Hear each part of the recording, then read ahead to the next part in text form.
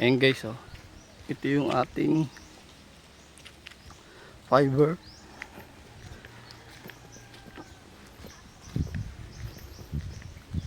Yung nilatag namin guys. Medyo malayo to.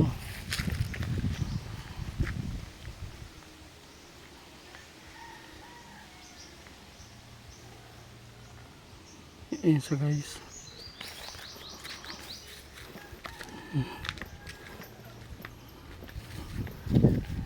Yan yung ating fiber optic cable.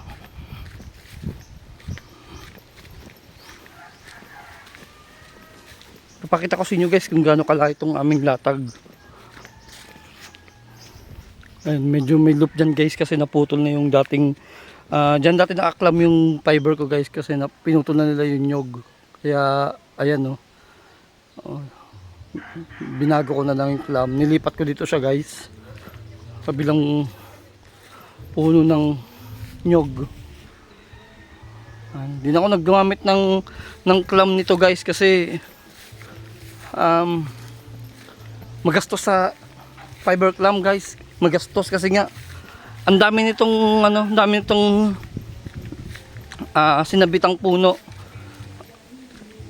Ayun no.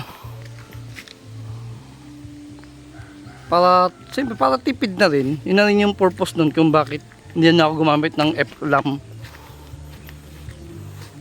Ayun o, tapos pinalutang ko na lang guys. Ayan. Ayan yung puno, pinalutang ko na lang.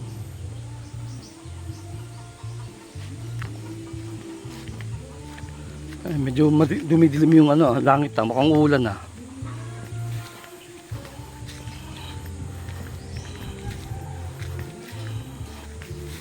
Ayan guys oh. Anto medyo mataas tong lugar na to guys. Para siyang bundok. Mataas siya. Ayan.